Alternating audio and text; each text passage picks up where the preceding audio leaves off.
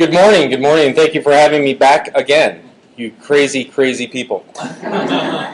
I'd like to talk today a little bit about challenging your thinking, and as I was thinking and preparing for the presentation and realized that I've been on chosen by the Committee on Academic Libraries, I thought I'd start there. All too often, we define our profession, and particularly our role with our profession, as a sort of cold and objective profession. We deal with truth objectively, calmly, scholarly. I chose this image. This is Gross, who is Gross's surgeon during the Civil War, a doctor in the Philadelphia area, and here he is giving a lecture by actually doing surgery. And what I love about this picture is that here are all these fine, refined gentlemen sitting in their coats and ties with scalpels tearing open someone's leg. And of course, we have to have the obligatory shying away woman in the side. So, there you go. But this is the image of a professor, right? The image of a professor who stands above the mess and above the fray and brings a cold sense of logic and objectivity to it. And I think all too often when we look at the library profession, we have these same images, that somehow we are a profession, particularly in the academic setting, that is scholarly, that is above the fray, that is one that pursues and seeks truth. But and the sort of symbol of this being the professor. And as a professor, I can tell you that I'm anything but objective. And I actually look at the origin of the word, which is to profess. Here's from the Oxford English Dictionary, right? A professor is one who teaches, but I like the second one, a person who affirms a faith or allegiance in something. What we have to understand is that we declare that in the scholarly world, in the academic world, truth, knowledge, understanding, seeking to understand the world is anything but a cold and objective and passionless endeavor. In fact, quite the opposite. When we talk about the idea of discovery, we talk about epiphanies and revelations. When we seek out truth and knowledge, this is a passionate endeavor. This is an endeavor of heat, of debate, of argument. That when you look at the best of what we do, it is to inspire. And inspiring is never done with someone who is cold and objective. I teach a doctoral seminar, and one of the first lessons I do with the doctoral students is that I try and whack them on the head, because we spend a good amount of time with doctoral students teaching them about tools and methodologies and validity and reliability and generalizability and research methods and right? And I say, so what's your question? And they always have rather timid questions.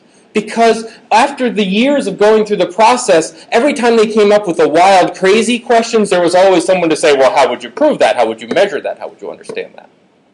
And so one of the exercises I do is I say, take a profession that you're interested in. Take an area, an industry, what have you.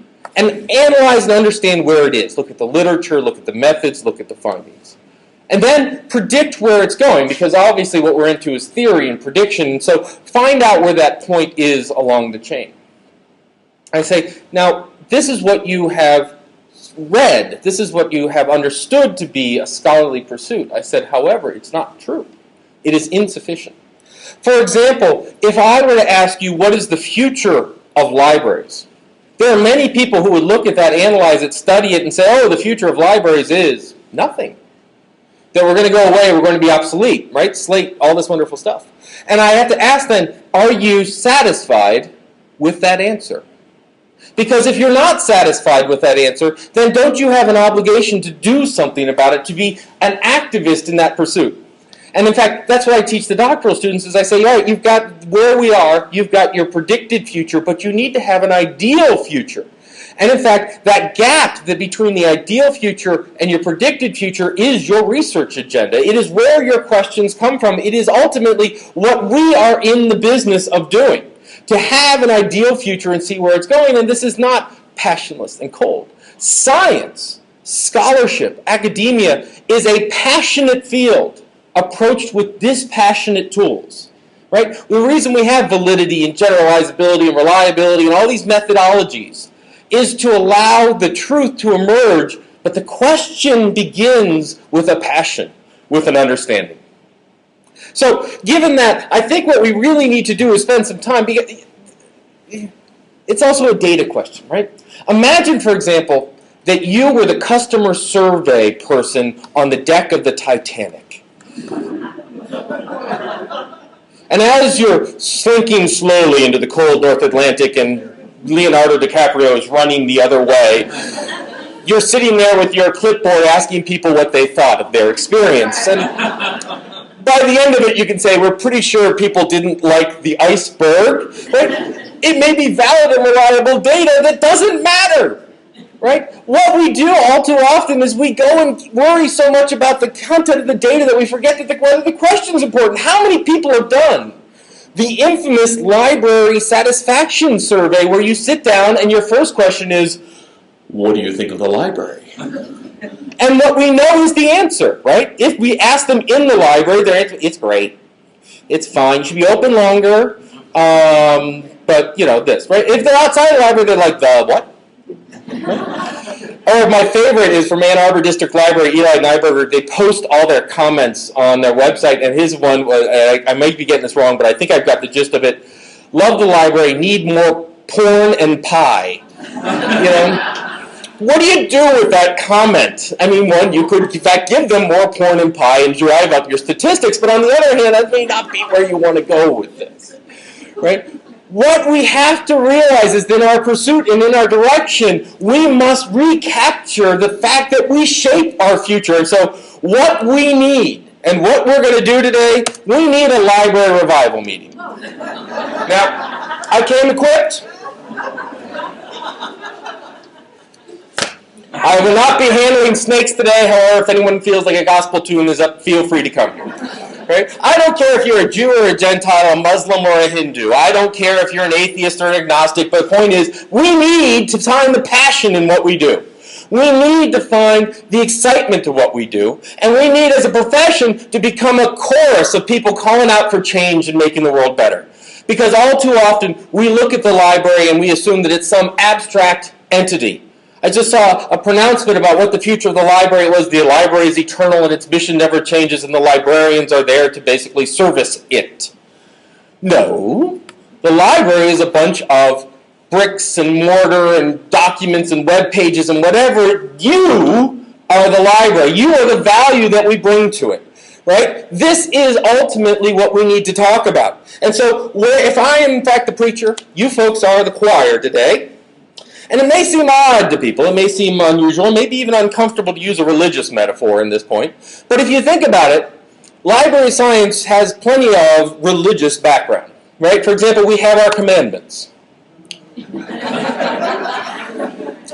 Right? That's how they're laws, for God's sake. I mean, I don't know who passed them, but they're laws. Now, actually, if you look at this for a moment, sometimes we read these as if they are etched in stone, and we forget what Ranganathan said there at number 5, which is the library is a growing organism, which means it's changing.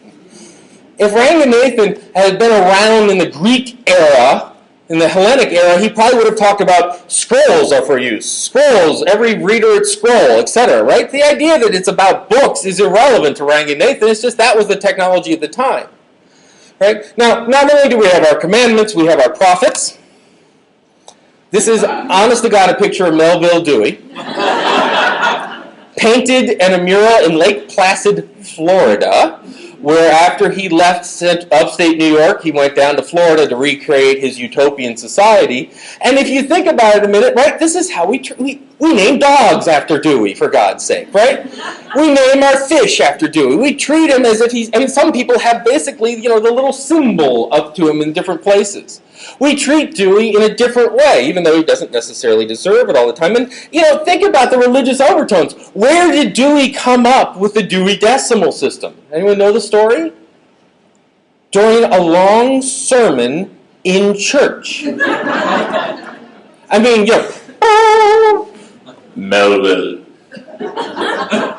Think decimals. Yes. Right? This is the idea that he had an epiphany. He had an epiphany, he had a passion. He came from an evangelical period in upstate New York, and he went forth and he preached the word. Not only that, we have our holy books. Right? And our high priestess of the holy books, right? That talks about what we are to do and how we are to proceed. Not only that, but some of you, I have to show my Jesuit education, there's a difference between your faith and what's called dogma. Dogma is, in fact, the rules by which you are supposed to pursue it, but is a human endeavor. But we have our dogma. And thank goodness ALA gave us beautiful dogma. And by that I mean piece of junk dogma. If you want to get me started on this, I could go the rest of the day on why these don't work. But let me just give you my little insight, which is if you read these documents, it's a laundry list. Thou shalt know history, thou shalt know service, thou shalt know classification, thou shalt know philosophy, thou shalt know research.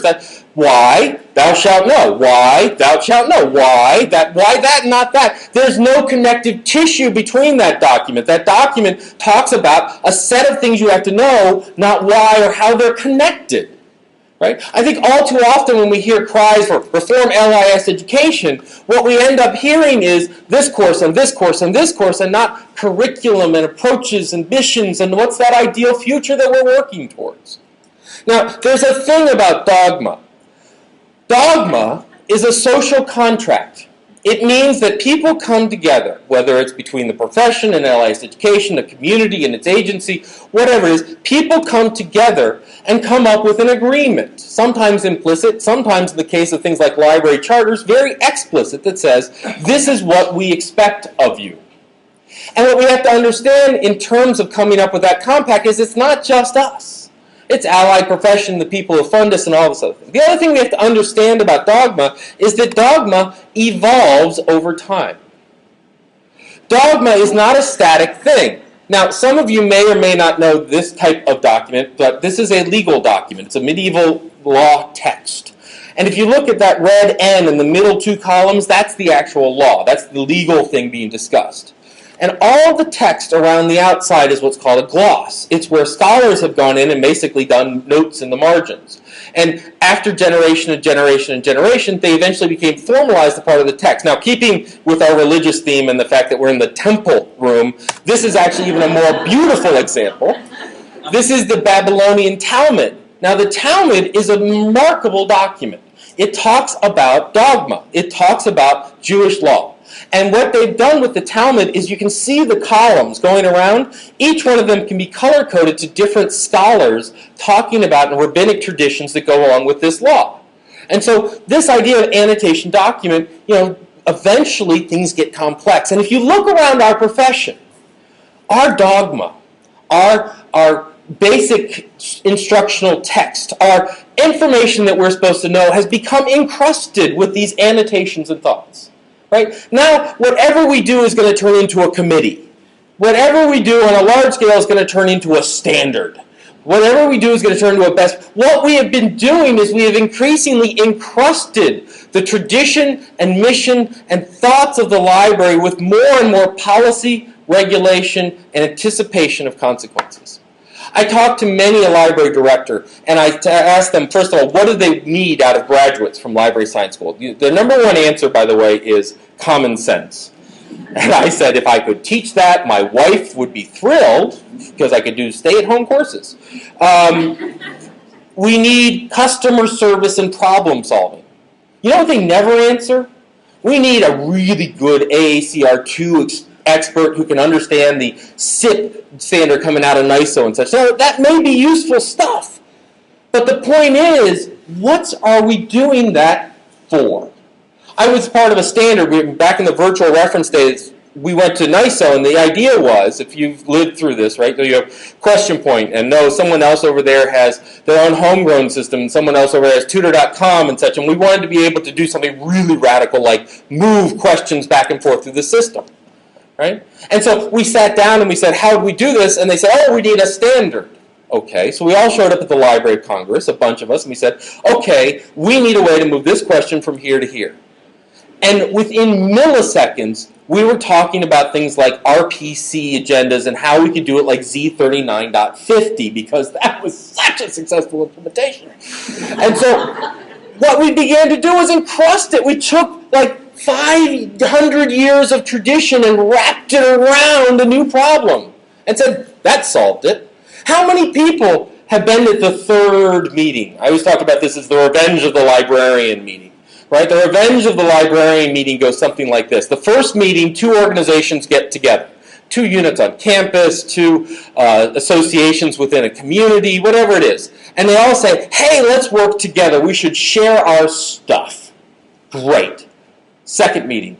Hey, we went to go share our stuff and we realized that we call things different things. You call it artist, we call it author. You call it creator, you call it whatever. Isn't there someone who could figure out this problem? And so the third meeting, we get invited, which is really cool. And I used to think of this as a sign of success until I realized what would happen. And by the way, I'm terribly guilty with this, which is we would show up at the third meeting, and what we would do is we would bring our box of hammers. Now, you know the old joke about a hammer? To a hammer, everything's a nail, regardless of the problem. That's what we do. So we look at these people and go, boy, you guys are so smart. You're right. You need to call them the same thing. So therefore, deep breath, you need a taxonomy. And a taxonomy, we could use an ontology and a mesh system. But really what we have to do is dereference the anything so we can create a classification scheme. The classification scheme really needs to have a one-to-one relationship. And if we take the classification scheme, we can then put it into the standard, and then we can create it the source. The source we can put online into a repository. So then through a double quote, and the people would just sit there and go like this. And we would feel really impressed with ourselves until we realized that at the fourth meeting, we were the only ones that showed up. Right? What we did over and over again is we looked at these 100 years of traditions and we assumed that they were in essence ready for them. We assumed that they were ready for this idea, and it's not true. People, to develop a thesaurus, to develop a taxonomy, is to develop a language. Languages take centuries to evolve, unless you're Dewey and it comes to you in a dream during a long sermon. But it really is also, what we need to be doing in the meeting 3, 4, 5, 6 is facilitating them trusting each other. That they can be agreeable and not lose their own unique identity in this. That's something that we learned. If you think about it, we bring this box of hammers and we leave behind the really valuable stuff, which is libraries are brilliant at building consortiums, building shared resources, and working together. We have processes in there, and we need to make them more open. I was at several meetings where I said, it's interesting, the VRD meetings, VRD conferences. The first conference was about half librarians, half people in the ASCA world, people like ASCA volcanologists and ASCA biologists and help desk. By the third meeting, there was no one but librarians, and I was commenting this, and someone at OCLC said, this isn't the first group where librarians have driven everyone else off. Right? We think that, for example, the thing we like to ping on is that the technologists like to intimidate us. The old joke is that technologists never say no. Can we put this online? They'll never just say no or don't wanna. What they'll do is they'll start throwing acronyms at us till we give up. Right? Well, we could put it online, but then it has to go through our firewall. And if it goes through the firewall, we're using DHCP lookup. And if we let DHCP, then we have the MySQL with the MySQL insertion. Right? They're saying no. We do the same damn thing. Right? That classification, Dublin core, XML, double dereference, tokenized, blah, blah, blah, blah. That's our way of saying no in some ways. Well, we could do it, but no. Okay? So what we need is to look at this crust. What we need is what happened in the church. What we need is someone to nail some theses onto a board. And what's interesting, and by the way, this is Martin Luther, so we can talk about the Catholic Church, but just about every other major religion in the world has gone through the same thing, where they realize that their dogma has become so overly concerned with rules and values and how we're to behave that they forgot what they're here to do in the beginning. It's lost our way, and we need to look at reformation in our own little cult. We must return to our roots. We must see past the old debates of L versus I, books versus digital, all this other stuff. We must move past the idea that we have this dogma and look back to our true and original mission. And there are people who, in essence, we have to do what, picking a religious thing, what Paul said in Thessalonians, which is test everything and retain what is good. Right? We need to test everything we do on a regular basis and see if we need it. We need to be analytical about this. I don't know if you guys do this, but I've been at many conferences where speakers get up and they almost always start with the year of their degree. but it's never done as the year of their degree. It's always started out, well, when I got my library degree, when dinosaurs roamed, or in the ancient times, or when we had stone tablets, right? Who cares when you got your degree? What are you doing now? What are we doing now to look at this, and what's our mission? Now, some people will look to history and say, and I agree, we should look to history. Why are we here? Not only what do we need to do now, right? The whole Web 2.0 thing. If you read the Web 2.0 literature, there's two things you find in there. One is some brilliant ideas about community and creativity. The other thing you'll find, a healthy dose of venom for the past. You will find a lot of people that will say, throw the catalog away. Why? Because it came before. Right? Throw this away. Throw all our ideas away because they've come before. Now, I think, by the way, we should throw away the catalog, and I'd be glad to talk about why. But we need to understand what we did right to continue that. Our history is important. I want to be really clear. When I'm talking about Reformation, when I'm talking about the mission, when I'm talking about moving forward, it does not invalidate what you have done before. It does not invalidate when you got your degree, the dinosaur age. It does not invalidate what happened up to this point. But what it does is recognize that the reason we are here today is because people made conscious decisions to change. Ranganathan wasn't just encoding stuff that he found on the street or that he learned out of a textbook. Dewey wasn't just applying something he figured out from someone else. These were people who looked to innovate the field. So, yes, we need to understand our history, understand our tradition, but also we must be able to interpret it, and that means we need to understand our worldview. Let me tell you what I mean. Here's one history of library view.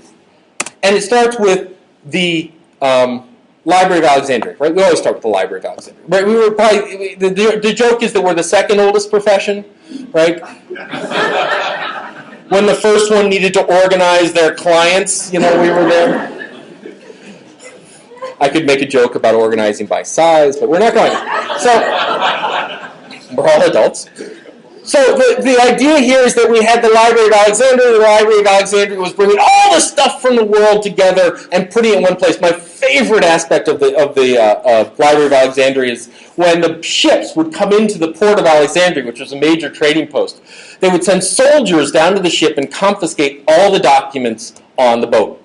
They would take these to the library, and the library would produce copies. They gave the copies back to the boat. I think this is brilliant. We should have people set up at the border.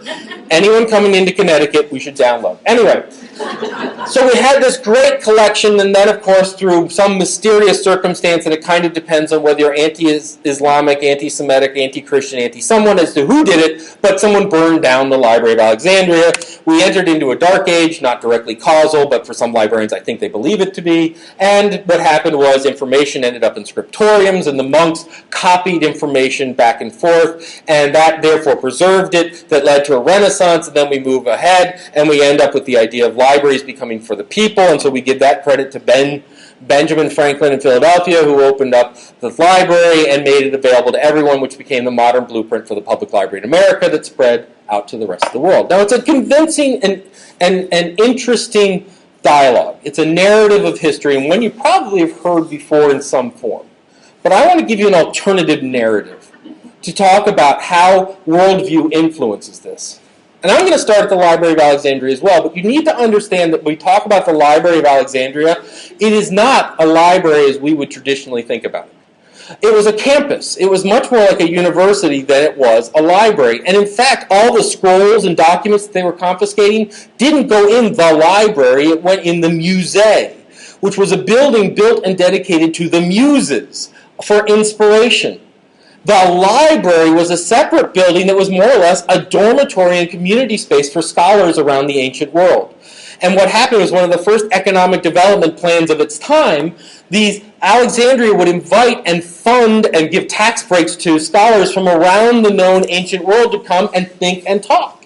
And when they came up with brilliant ideas and wrote them down, they left the library and they went in to the musée, which is where we get the word museum. Because at that point, it was for inspiration, not the knowledge itself. And what's interesting is while you look at it, the collection of that didn't actually disappear. In many ways, it ended up over in the Islamic world. And in fact, this is a library from Toledo, Spain. And during the Crusades, when the Pope was a little worried that all his noblemen were walking around and hitting each other and decided to get them out of Europe, he said, go free someone. Let's go with Spain. And so what happens is all the Crusaders showed up at Toledo, which was pretty hilarious because most of them were Islamic and half of them were intermarried with the people in Toledo. And the people in Toledo said, hey, come on in.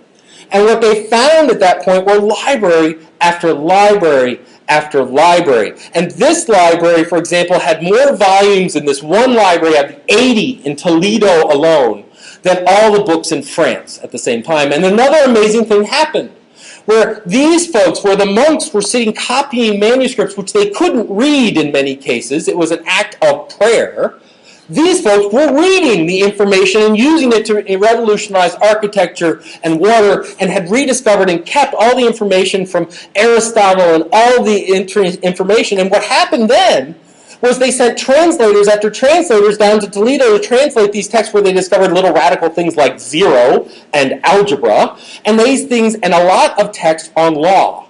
And so a lot of that, remember that law document I found was initially a translation out of this library that went in, and all the noblemen who were worried about how to handle their peasants started wanting to learn the legal document. And so what they got to do is they gathered together in one place and they began to hire tutors in.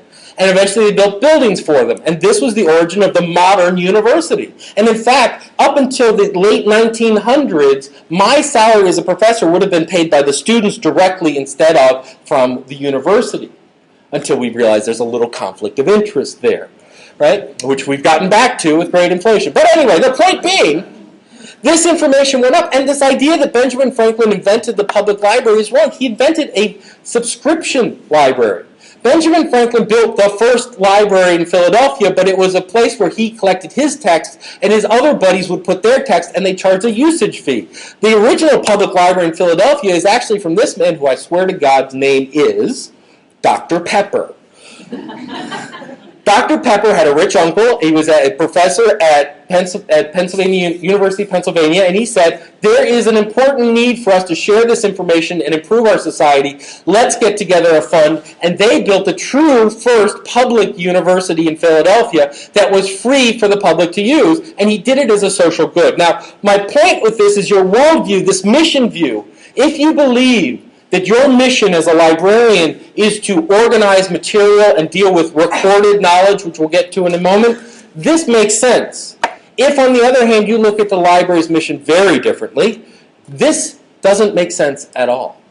Which is, what we see here is a move from the idea of collection to a move of scholarship. This is a vision where the value of the Library of Alexandria was in its stuff, this was in its production.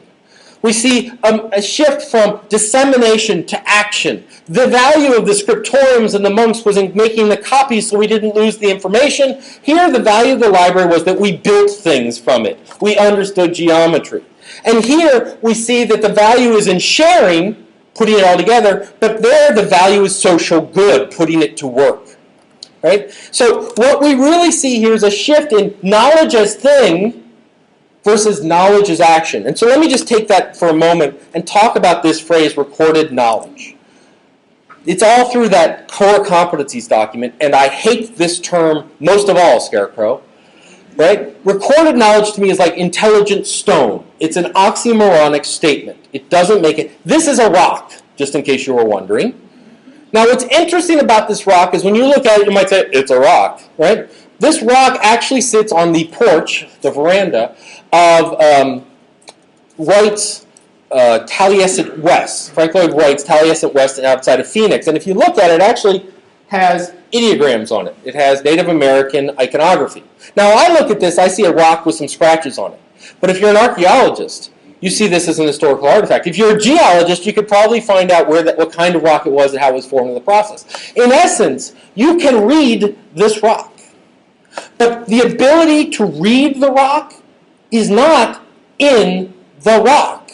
It's in the person who reads it. So recorded knowledge makes no sense because there's no one, in essence, interpreting that. The book on the shelf is not knowledge. The person reading the book is doing knowledge. It's having a conversation, not with the author, by the way, but with themselves.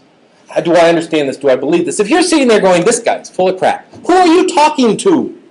This morning, if you woke up and said, I really feel these pants make me look fat, who are you talking to? Right? Talking to yourself is okay, by the way, unless you do it out loud in front of the reference desk. But, right? So there is no such thing as recorded knowledge. There is only knowledge. So when you talk about the mission of the library as to organize recorded knowledge, what you're saying is the mission of the library is to warehouse things, stuff. The value that we bring to this equation is we got more stuff than other people, and we've seen how well that's worked for us in an internet age. Right? If we define our value in our collections, we say that if I leave, then it's okay. If the collections leave, I'm worthless. What do you call a room full of books? A closet. What do you call an empty room with a librarian? A library. Because if you give us an Ethernet connection or a Wi-Fi connection, we'll get you a collection real damn quick. We can pull it together because we're the value that brings to it. So for me, the mission of librarians is to improve society through facilitating knowledge creation in their communities. Now, I want you to notice a few things about my mission statement that I'm throwing out for you today. First of all, it is not the mission of the library. A library cannot have a mission. Period. Enough said. Done. It's a building, it's a thing, it's stuff.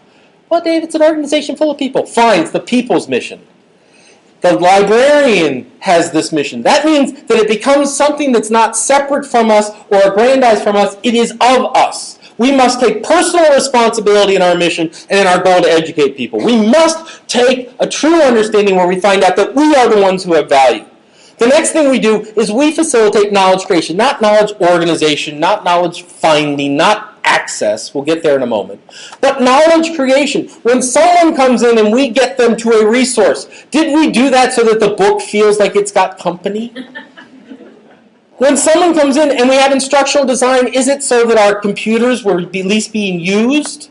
If someone comes in and we buy materials, do we do it because, God, now we don't have those empty shelves? Right? Are we doing interior decorating? No, we're doing it because we're trying to improve someone's life. We're doing it to make someone's life better, to make our organization more important, and therefore it's a human activity, human-to-human activity, and it is ultimately your individual mission that must be aggregated together. Now, let me break down a few of these words. Let's start with what I mean by knowledge. If it's not the things and it's not the stuff and it's not the books, then what is it? And to explain that, I'm going to start with Bob. Here's Bob. Now, Bob has a question, as designated by that hole in Bob's head. Right? Where does that question, where does that need? I call Bob after Bob Taylor, who unfortunately recently passed away and wrote the best article in our field ever done, enough said, which was Question Negotiation in 1968. And in that, Bob talked about an unstated need, which sometimes we know things, but we have no idea how to express that. Right? And we have a reference process that tries to elicit it from them. Right? But we have an unstated need. Where does that need come from? Well, it comes from what Bob already knew. But it also comes from some sort of motivation, which is there's lots of things that we don't know, that we really don't care if we know or not. So we've got to have not just this gap, but we've got to have some pressure to fill it. Now, that can either come from an intrinsic source, intrinsic motivation, meaning I have a personal desire to know it, or an extrinsic source, meaning someone wants me to know it. And in academic libraries, we deal with all of them.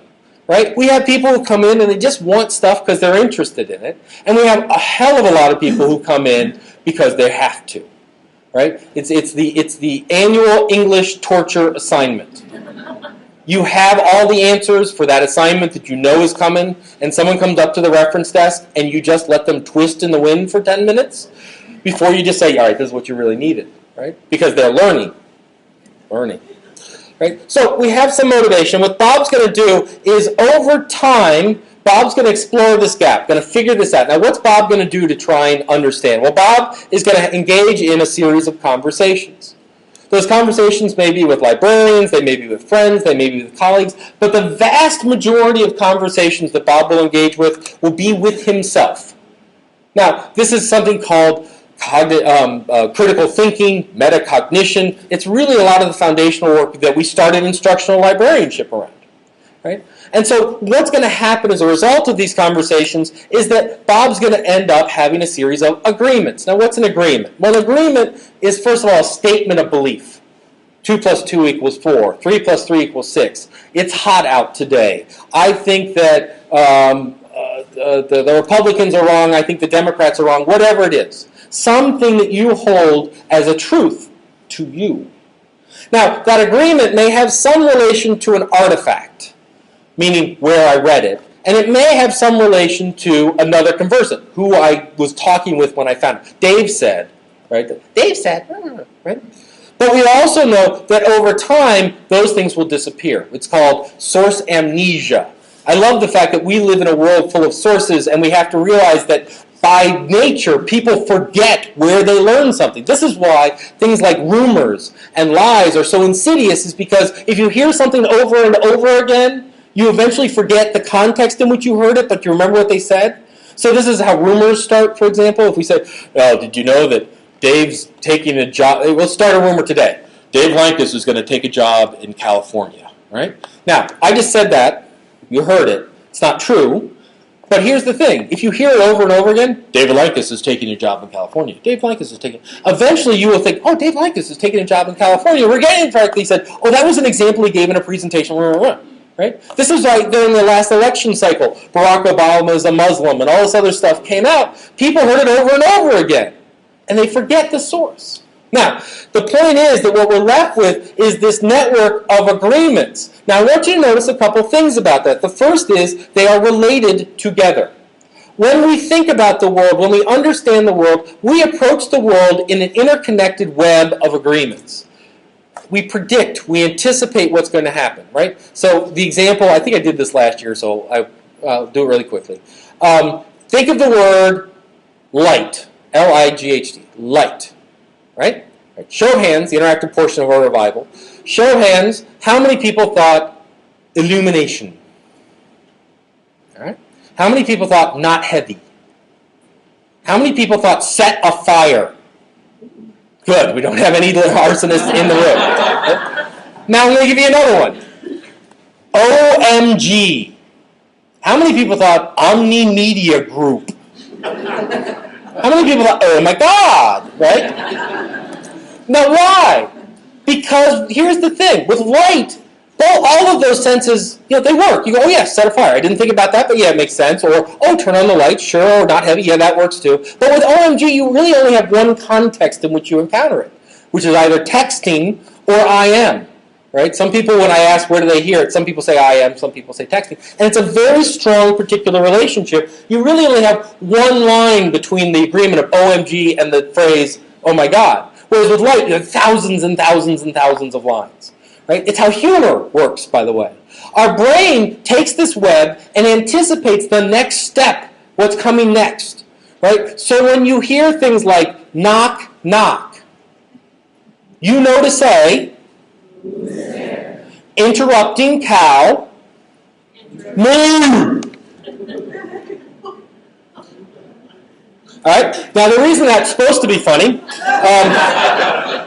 is when you think about it, it's unanticipated. You didn't expect someone to interrupt you because you know the sequence. And it's like when someone gives you a phone number and they don't follow the form. 315-497-821. Right? What was that? It was a phone number. No, it wasn't. 315. This is what we expect. Your brain builds patterns, and when something interrupts the patterns, you're surprised by it. Now, sometimes it's a pleasant surprise. Sometimes it's a shocking surprise. But it's why my 5-year-old can't tell a joke to save his life, because he doesn't get this, right? Knock, knock, who's there? The chicken who? The chicken is a blue guy who ran. It's also, by the way, New York Times had a great piece about a couple weeks ago about why you can't remember a good joke, because your brain is set to find the next part of a phrase, and a good joke breaks the pattern, and so your brain isn't there to record it. All right. It's also the reason we don't remember the sources of where we found things. So we have this agreement. What that means is when we build systems, when we build things to accommodate them, why do things look like this? This is the reserve system, right, of Syracuse. But before anyone picks on Syracuse, I'd be glad to bring up your reserve system. Right? And it's a list of stuff. It's a list of stuff, right? Think about your catalogs. It's a list of stuff. Now think for a moment, how many people have spent an inordinate amount of time trying to do the Google thing to their catalog? Right? We want a single search box. And wondering why it doesn't work. It doesn't work as good as Google. It doesn't, right? You put in a term, you don't get out what you'd expect to. Why not? Because when Google does what it does, which is to index the web, it has all these relationships of web pages to work from. A lot of pieces point here, a lot of pieces point from here to here. It has this whole map of relations between web pages. Think about your catalog. The only relationship it has to work with, really, is a classification scheme, LC or Dewey or your own. That's not enough. And it certainly has no weights to it. Meaning that you may have a connection, but you have no idea if it's an important connection, useful connection, right? What if you took something like, radical thought, circulation data, anonymize the hell out of it, and throw it in here so that the most popular bump to the top? Oh, Dave, that would be horrible. It would wipe all the good stuff onto page 58. Turns out it's not true. You end up with a power distribution where you're manipulating maybe the top 2 or 3 results out of 10. You could do it.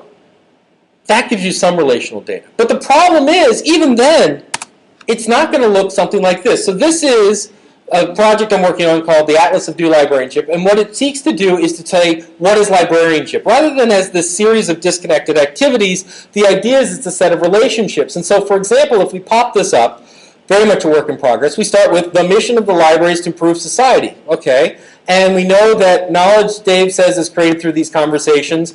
Now, it's interesting, that comes from something called conversation theory, and we talked a little bit about memories. Memory he calls something called an entailment mesh, and annotations. And what's this insufficiency of tagging? By the way, what's the insufficiency of tagging? Tagging, great idea, but take your favorite anything. Take the phone. Write down 10 terms, and you cannot include iPhone as part of the 10 terms. Leave the iPhone, go to the desk next to you, hand them your 10 terms, and see if they can find out what you were describing. Better yet, take that 10 terms, put it at the bottom of your shelf, check it in 6 months, and figure out if you can see what you were describing. Now, turns out that if you aggregate this stuff over time, it gets a social value, and there's a reason for that. But this notion of the way we solve the catalog problem is we throw tagging into it. If we don't understand what tagging does and how it works and how it's connected to memory and how it's connected to understanding and how it's connected to knowledge, but we simply do it because someone else did tagging, doesn't work. I mean, for example, I'm a blogger. I love blogging. I love wikis. You name it, I've probably done it. I tweet, for God's sake. But if you go to a meeting where someone stands up and says, you must blog, your librarian must blog, your very first question better damn well be why. And there may be a very good answer to that, and you should do it. But if you never ask the why question, then you're in trouble, right? There's a lot of really cool stuff that's going on the web, and it's going to be going on not because it's 2.0 and cool. It's going on because people want to converse, talk, and learn. And when they converse and talk and learn, they do it by creating connected series of relationships. Boy, that sounds like Facebook with a social network to me. But that means we're building it based on theory, not based on what the latest new gadget is. All right? So, if we return for a moment back to, by the way, you can keep going down to services, not invisibility. We'll get into all this wonderful stuff. We move back to, hopefully, this is when the computer stops working. All right. Aha, there we go. Right? So we move back to knowledge being a connected set of conversations, a connected set of relationships. Now, the mission of the library, what do I mean by the word facilitating? By facilitating, I mean that facilitating is lots of different places. First of all, it's not to be invisible and transparent. If you're going to engage a patron in a conversation requires 2 equal parties. 2 equal parties. You cannot talk to a wall. And so if what your goal is to be as unbiased and as transparent as possible, you are not holding up your end of the bargain. Right? My wife sent me this great little cartoon with a woman pointing a gun at her husband going, put down the laptop and keep up your end of the conversation or else. Right? So one means of facilitation is access. We provide access to the conversations. Meaning if those conversations are somehow encoded into a book or its artifacts, or online, we provide computer access. In a journal, we provide access to the journal. In a working group, we provide a physical facility for the working group. By the way, why don't we do it online? Just a thought. All right. Or we allow other people to send their information so that other people can access it. 90% of your library science education was in this box. I would guess that 80% or more of your budget is in this box. But this is an insufficient box. It would be like taking a 2-year-old, putting them in your stacks, coming back in 2 weeks, and wondering why they can't read.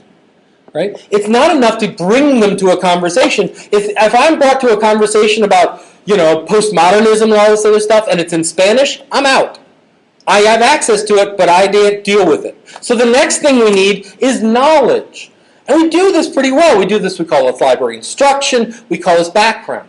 But how many people, for example, have been on the committee, and the committee has literally been in existence in one form or another for 100 years? Right? And how many times have you brought up your brand new cool idea to have someone, the historian of the group, say, well, what you have to realize is that we tried wikis 50 years ago, and they didn't work. 50 years ago. Wikis, really. 1959, you were doing wikis. We had a pencil with an eraser and paper. We left it out on a table, and people could erase the parts they didn't like and write their own in. And you go, wait a minute. Right? And so what's happening is, wouldn't you love to know the last 100 years of decisions? I was organizing the Elise paper panel this year. I know that sounds exciting to everyone, including me. And we had this radical idea. People were going to send us papers. And we were going to take the papers, stick with me, put them online. That was literally the extent of the idea. I took credit for it, too. Until I found out that the board of Elise 4 years ago had passed a resolution that they would not produce an online proceeding. They had preemptively been Luddites. I can't understand that myself, but it would have been nice to know that before I told everyone we were going to put them online. Right? So history is important. Right? An environment of safety. Now, safety can mean, in public safety might mean physical safety. In academic settings, we tend to worry about intellectual safety, that you're able to pursue a topic without being looked over your shoulder or discredited. But even if you take that committee example where you have all the bright ideas and the historian keeps shooting you down, they are not providing a safe environment for you to do that in, and eventually they will shut you out of the conversation. What environment? Physical environment. Reference desks that are this high. Why? To protect us from the feral crowds that will come into us. What does this kind of desk say to people? It says, I'm in charge. Think about reference as a model. What do we do with reference? First of all, you have to come to our space. You show up at my desk where I'm in charge and admit you don't know something. Is it any wonder that when the students get up the courage, they are disappointed when we don't know the answer and we send them to a book? Right? If I go to all this effort, this person better be brilliant on my problem. Right? Now imagine instead someone walks into a library with a reference question and we hand them a desk. Sit down on the desk, big open desk. And what they begin doing is they ask you a question of resources, they lay them out on the desk. And they begin arranging them in piles. Well, these things are related, these things aren't related. They have index cards where they can put ideas and start drawing lines back and forth because we want to do this all digitally, back and forth. And they can begin to invite people into their desk. Their friends, their colleagues, people passing by, a librarian. And as a librarian, when you walk up to the desk, you can instantly, you don't have to start with, what are you looking for? You can see it. And you can begin manipulating and organizing. Looking at reference is a social activity. And lastly, motivation. Why are people asking this question? Now, we assume that when someone walks into our space, they are motivated. In one form or another, that's not our job. And yet we wonder why people don't come in. What is the motivation? How can we tap into it? A great example from a law library. A law librarian was sitting in her desk, and a lawyer popped head into the law librarian and said, I've got a deposition in 30 minutes. I have an expert witness. and I've been searching all night, and I can't find the papers of this expert witness. Librarian, here you go, right? Took the librarian 20 seconds, right? The librarian realized what was going on. And so rather than talking about, well, we could do that, come to us, wait for us. What the librarian did was they offered a course in Character Assassination 101, which was the vast majority of the lawyers they were dealing with, they had expert witness testimony. And the deal is when an expert witness goes against you, you want to know everything they've ever done so you can get them in the contradiction. Well, when you were 13, you said that banana seats were the best kind of bicycles, right? They want to be able to do that. And so rather than saying, come to the library's got lots of resources, they said, we're going to help you tear down the expert witnesses, because they understood the motivation of the lawyers, being inherently evil, was to do that. Right? So how do we match the motivation? So, and what do I mean by improve society? Because frankly, I look at this mission, and if you want to shorten it to the mission of a librarian is to improve society, I'm perfectly fine with that. Because ultimately, that gets us back to where we started. Which is our profession is not one that needs to sit back and record. I once talked about libraries are like having a shovel in one hand and a catcher's mitt in the other. When someone asks us a question, we shovel resources at them. You see the overzealous librarians chasing patrons out of a building, still throwing more resources at them, right? And they get back to their office like, phew, I missed them, and the phone rings. And it's like, fatal attraction librarians. It's like, they killed my bunny, they killed my bunny. All right. Right? But the idea here is, I don't even know where I was going with that. Thank you. So they show the catcher's mitt is then the scholar goes and does their research and conducts their things and whatever, and they write the paper, they send it off for free to Elsevier, and Elsevier then charges us on a leg so we can catch the synthesized thing at the end. Right? So we're at the beginning and we're at the end when all the fun stuff is right in the middle. Right? What can we do to facilitate this process? And I ultimately say that libraries must be agents of change. Librarians must be agents of change. We can no longer hide behind our collections. We can no longer say, that's the value. We must stand up front. Now, I once said something to this effect, and someone said, well, if you get this sort of, doesn't that open you up to questions of liability? Doesn't that open you up to questions? Yes. Doesn't that open up you questions of evaluation and assessment? Yes. Any of you part of any mid-states accreditations recently? Where they come to accredit your university and they look at your library and they're no longer asking how many volumes you have. They're asking what is your direct contribution to the academic success of the students. And you look at there and go, oh my God, how do I know? Well, if you don't, why are you there? Well, it's the idea of we have all these course management systems for distance education and we want the library to be there. What do we put? We put an access to the catalog in the database. We need to put access to a librarian who answered the question and can say, by the way, I answered this question of Jimmy. How did Jimmy do on the exam? Because that's how I can evaluate my assessment.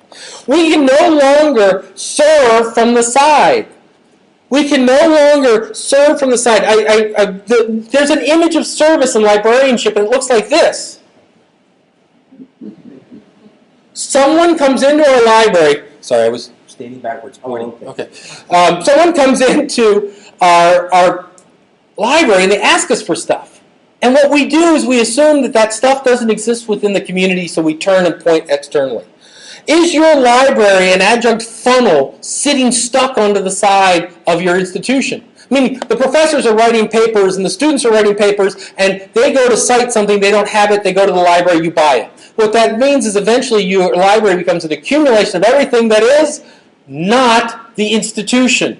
And when people realize they can get it directly and such, wait a minute, there's a problem. So we looked at institutional repositories. We said, oh, that's the solution. People will drop stuff in here. And what do the institutional repositories look like? Big bins of stuff. Big Dublin Core described bins of stuff that we can find things for, that are built for us to find things for, and make no sense to an academic. What should an institutional repository look like? I'm thinking Public Library of Science. What's the peer review? Where's the peer review? Where's the curation? Who's highlighting this? Who's the series editor on your staff for your institutional repository? How's this highlighting that text, that information? We must be active and participate in the improvement of our communities and larger society. We cannot. So we're talking about at Syracuse. We're talking about scholarly communication. We have a problem with scholarly communication, which is there's a lot of scholarly communication that totally bypasses the library. Imagine. People are putting on speaker series and not telling us. People are writing blog posts and not getting them cataloged. I talked to one academic. He said, I'm tenured. I write a paper, maybe I get 100 people to read it if they get to my journal. I write a blog post, I get 10,000 people reading it. Where am I going to publish my latest ideas?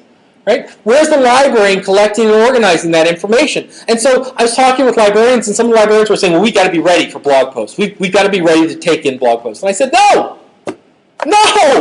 Don't be ready for anything, because if you leave it up to the academics, we are idiots. We are the worst people to handle scholarly communication are the scholars.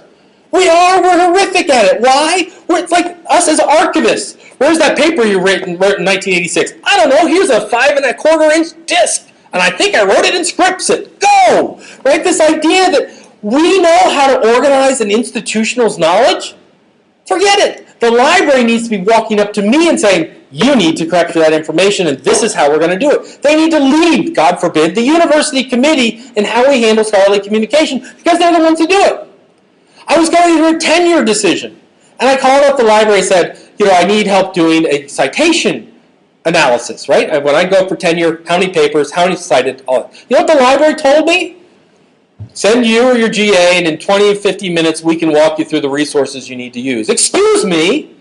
Who in the world is better qualified to do bibliometric analysis of documents than the library? Imagine you get a list of every person going up for tenure that year. You show up at their door. I'm Dave. I'll be your librarian. I'll be doing your citation analysis. You live and die by my efforts. So the brownies can go here. The scotch can go here, right? Now, the best part of this plan is if I don't get tenure, I leave and can't badmouth you. And if I get tenure, you're the best person in the whole world. Imagine that. If citation analysis is one of the vital ways in which we assess the academy, who is in a better stead to do that, and what more vital task is there than you doing that? Right? We cannot be silent on matters of ignorance. We cannot sit back and say they're doing it better. We must take advantage and work at it. And libraries are perfectly situated to succeed in this world. We function as authorities, not authoritarians. This idea that the web is full of crap and we only collect the good stuff, stop it. There is no good or bad stuff. It is all based on context and knowledge. That we are honest brokers and facilitators of conversations, that we are tool builders, that we need to stop riding waves and become the wave machine. Don't tweet because everyone does it. Figure out the replacement for Twitter that fits your need. We provide the connective tissue in our organizations. What is the big theme on college campuses all over? Interdisciplinarity. And so, Dave's an information scientist, and he's got to talk to economists. Well, guess what? You guys do that every day. You talk across those disciplines. Why aren't you, in essence, heading the effort of bringing these people together? Dave, I noticed you were looking at this material. Maybe you should know this person's also looking at this material. Can't we get together? Ultimately, we have the ability, as an institution, to create the great conversation. Libraries have a distributed network of over 123,000 institutions in this country. School libraries, public libraries, academic libraries. Each one ingrained across as the connective tissue of their agencies and organizations. Imagine if we could network these conversations together. Millions of conversations, sharing, relating, understanding, and creating infrastructure for the marketplace of ideas. Instead of us being paranoid and worried about sharing our collections of duplicative stuff. Instead of us obsessing about union catalogs of pre-existing materials, our collections are our community. If you're in an academic library, you know what your collection is? Your faculty, your students, your staff. Your collection, when you talk about managing your collection development, what you should be thinking about is, what do they know that I can capture? What can I provide to them? And maybe it's a book or a website or something else, but that's maintenance material to my true purpose, which is to maintain the collection of ideas in our organizations and our institutions. Ultimately, we have an obligation to lead. We must lead from core principles. We must not simply pick the next thing and try it. We don't want to get into the porn and pie business where we're simply trying the next thing because it's popular, but we must do it because we understand why it's happening. We must question tradition. We must wonder, why do we have institutions that exist like this forever? New York Times piece talking about the next industry that needs a major restructuring is higher education. That we need to totally restructure them after the auto industry. And guess what? I don't disagree, but I think that libraries should be part of the restructuring process. I'm not victims of it, not seeing how you can support it, leading it. You must become a mentor. You must guide the next generation. And ultimately, the true success of a mentor is when you create and work with someone that scares the hell out of you, that outperforms you and outpursues you. The best documentation of a mentor is when you eventually work for the people you are mentoring, right? Because you are the future of libraries. And how can a conservative, risk-averse, passive institution produce the revolutionary change that we need in society. That's what we need in society right now. We live in a time of great opportunity, not a time of great wealth, not a time of great resources. The most startling and amazing opportunities and innovations come from times just like this. Rob Emanuel is credited for saying, a crisis is a terrible thing to waste. This is our time not to add more stuff, but to start taking away stuff from what we do. From looking at our collection budgets and saying, do we really need that much money to collect stuff, or should we be investing in more people to go out into the faculties? Instead of talking about buying the next great collection of philosophy works, maybe what we should be doing is funding a librarian to work directly with the philosophy department to accumulate their knowledge and get it out and improve their reputation. Now, it would be hilarious of me to assume that everyone buys into this argument. There are those among us who don't buy into this belief. So here's the annoying librarian. And the annoyed librarian is responding to a project we had, which was to produce a search engine based on reference, based on libraries. And libraries, they hire library school graduates. In case the penny hasn't dropped, let's do the comparison in our head. On the one hand, we have the best engineers and programmers in the country. They work at Google, by the way. This is from his, or hers, or its. And on the other hand, we have library school graduates. And I love this next line. Unless the ALA can lobby successfully for some anti-competitive labor standards favoring librarians, I don't see how librarians are going to compete. It gets worse. Libraries should just relax, because they're not going to reinvent anything. They never have. They never will. That's not what libraries are for. But a lot of librarians like to get all hot and bothered that they can't compete in a field they never should have entered in the first place. These are the people we need to expel. I think we should have the ability to revoke someone's Masters of Library Science. Because this idea that somehow we're not good enough, we're not powerful enough, we're not useful enough, that Google somehow is better than Google. How long has Google been in existence? 10 years? Do you think the people who started Google sat back and go, oh God, well, Alta Vista's there, they don't need us. This idea that somehow, that Google, like God came down and said, Google. No! Right? It's like saying, well, we never have to worry about pension plans because everyone knows once you get a job with General Motors, you're good for life. Things change. And here's the important thing.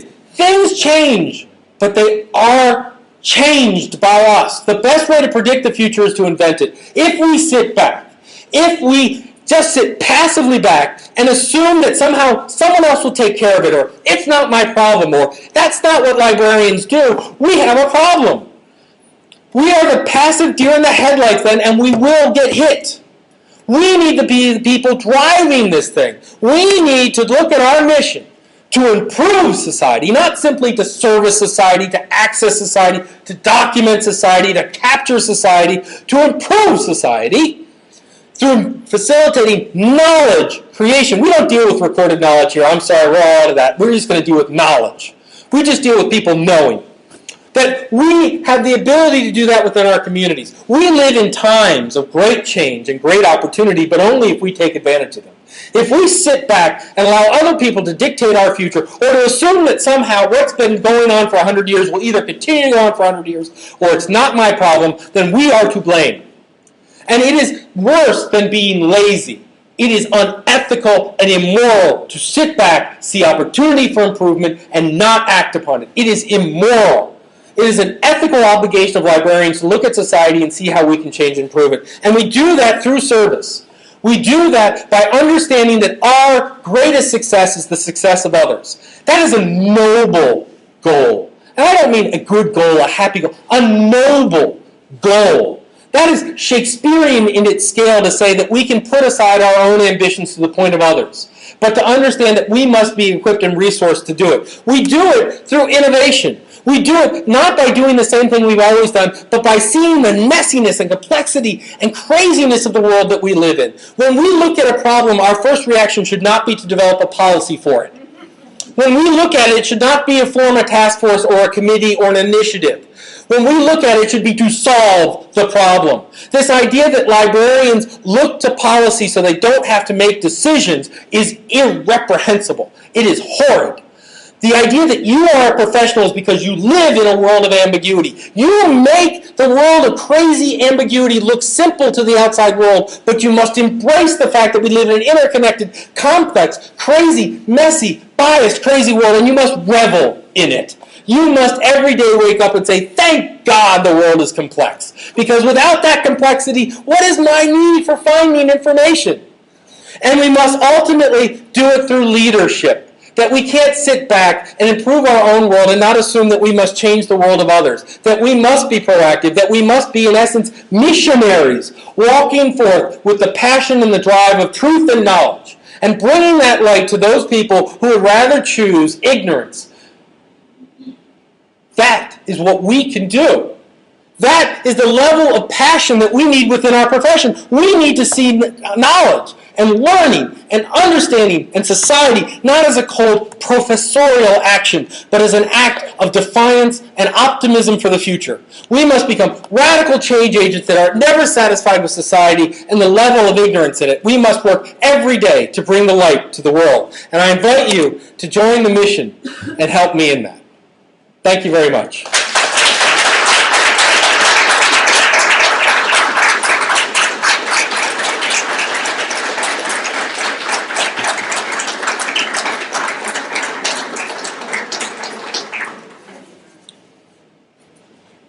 Questions? I get carried away sometimes.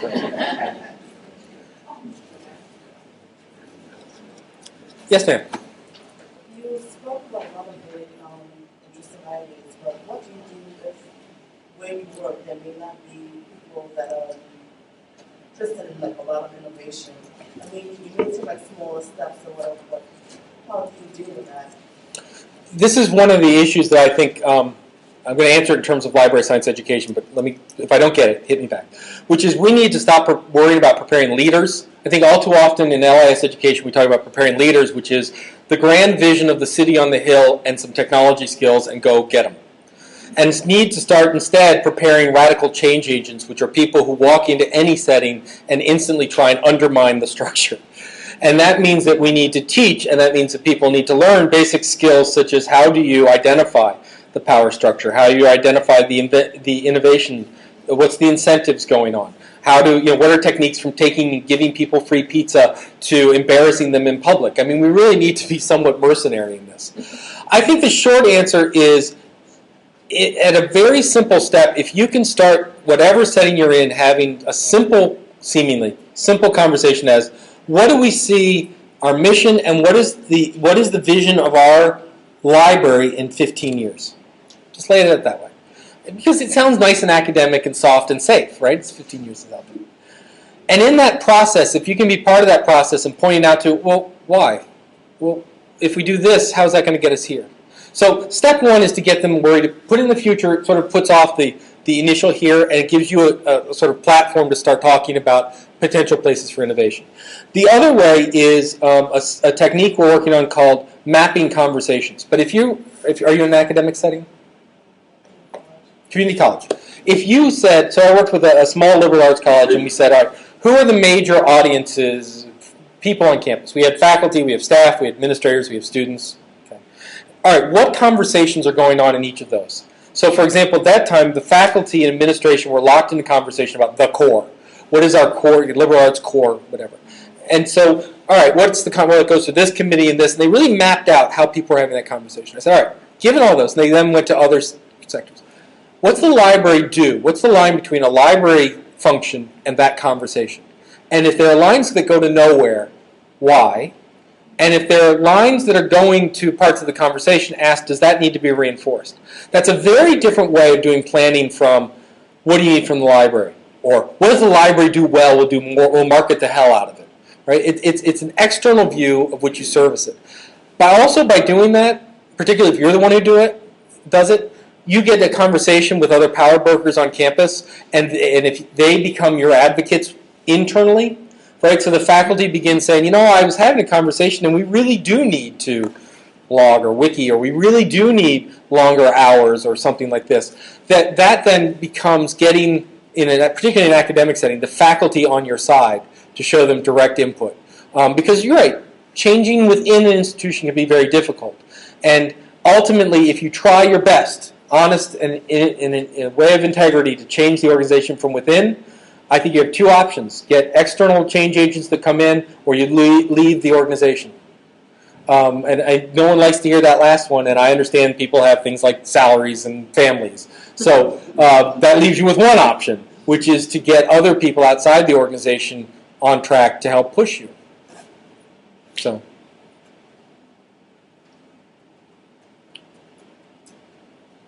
Lunch. All right, thank you. Oh yeah, right. One more? Well, how do you spread this message? I'm thinking I've got a consortium of academic libraries in Central Connecticut, and we've probably got 45 librarians. None of them are here with me. Yep. Now, what you're doing here is kind of revitalizing an interest in why we became librarians. Absolutely. I've been a librarian for 35, 36 years. And I remember when I was excited about the profession, and I remember when I was not. Okay. All right? And I go back and forth these days. But this is great. This is great. I mean, yeah. I applaud you. Thank you. So, how do you spread this message? Where are you speaking next? Actually, thank you. That was a wonderful transition. Because this URL at the bottom, you notice, is not the same one for where I'm going to put the slide, conversance.ning.com. But we're sort of putting on a virtual conversation right now, where we're posting. We have a keynote. We're trying to get people to present ideas. And the problem with conferences, and I got to be really careful because they're conference organizers, which is they're great and they're fabulous, but they're expensive and they're place and time based. So the question is, how can we continue these conversations over time? And this is where the internet, I think, makes a huge amount of sense, right? Because increasingly, I'm able to get violent on these things, and you can hear and see them. You don't just get a text write-up. That we can get together and find like-minded people as part of it. But the ultimate answer is, I can only do so many of these things. And so what I need is, if someone... I'm fortunate enough that people afterwards say, I buy it, I get it. And so what we need to do is figure out how to turn people who like that message into preachers of the message, as it were, into those missionaries. And so the question is, what are the tools that they need to do those? And I'm working my hardest to come up with them, but I'm only one person, so we need a whole group of people to stand up and do this. And so I'm very open to hearing, what do you need for those? Maybe it's me coming, but is it... For my wife's sake, is there something else? But what do we need to put in the hands of people to get them moving on this? We need tools. The new holy books. We got prophets. We need the new holy books. We need so this conversation mapping system. Wouldn't it be great if we could literally do it online, so you could fill it in and have it and make it into something sort of libqual-like, not in its level of effort, but in its sort of universal understanding of it. So I have some ideas, but I'm really open to hearing other people's ideas. Here's a great place to start sharing them, and I need a better answer to that question in general. So now lunch. Thank you all.